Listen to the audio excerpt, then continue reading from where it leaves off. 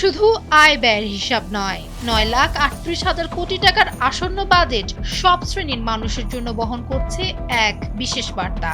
ব্যবসায়ী, কৃষক, ফ্রিল্যান্সার কিংবা সাধারণ মানুষ, আসন্ন বাজেটে সবচেয়ে বড় সুবিধা পাচ্ছেন কারা? কাদের ভাগ্য বদলাচ্ছে এই সামাজিক নিরাপত্তা ও কর মুক্তির মেগা বাজেটে?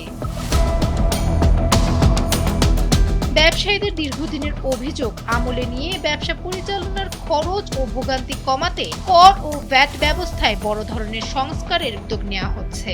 মাসিক ভ্যাট পরিশোধ রেখে বার্ষিক রিটার্ন দাখিল 12 বার থেকে 4 বারে নামানো হচ্ছে। এর পাশাপাশি অনলাইন ভ্যাট নিবন্ধন পুরোপুরি অটোমেটিক করা হচ্ছে। ইআরপি সফটওয়্যার ব্যবহারকারী কোম্পানিগুলোর জন্য কাগজপত্র জমার ঝামেলা থাকছে না এবং কাস্টমস ক্লিয়ারেন্স প্রক্রিয়াও অনেক সহজ করা হচ্ছে। দেশের বন্দরে পণ্য আটকে থাকা, ল্যাব টেস্টের দীর্ঘসূত্র আর চড়া ড্যামারেজ চার্জের ভোগান্তি এবার শেষ হচ্ছে।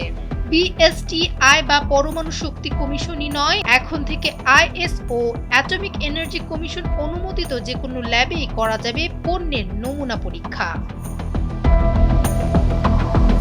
কন্টেন্ট ক্রিয়েটর ও ফ্রিল্যান্সারদের আয়ের উপর থেকে 7.5% উৎসে কর তুলে নেওয়া হচ্ছে। ফলে ইউটিউব, ফেসবুক কিংবা বিভিন্ন মার্কেট প্লেসের বৈদেশিক আয়ে আর কর দিতে হবে না। এই সিদ্ধান্ত দেশের প্রায় 5 লাখ ডিজিটাল পেশাজীবী ও তরুণ উদ্যোক্তাকে আরও বহুদূর এগিয়ে নেবে।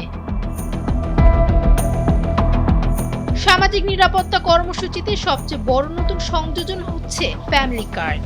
আগামী অর্থ বছরে 41 লাখ নারী প্রধান পরিবারকে এই কার্ড দেওয়া হবে। প্রতিটি পরিবার মাসে 2,500 টাকা করে সহায়তা পাবে। সরকারের পরিকল্পনা অনুযায়ী আগামী 5 বছরে 1,61 লাখ পরিবারকে এই কর্মসূচির আওতায় আনা হবে। খাদ্য নিরাপত্তা ও কৃষি উৎপাদন ধরে রাখতে কৃষকদের জন্য নতুন কর্মসূচি চালু হচ্ছে। 42,50,000 কৃষক কার্ড পাবেন। প্রত্যেককে বছরে 2,500 টাকা করে দেওয়া হবে। ডেস্ক রিপোর্ট, সময়ের আলো।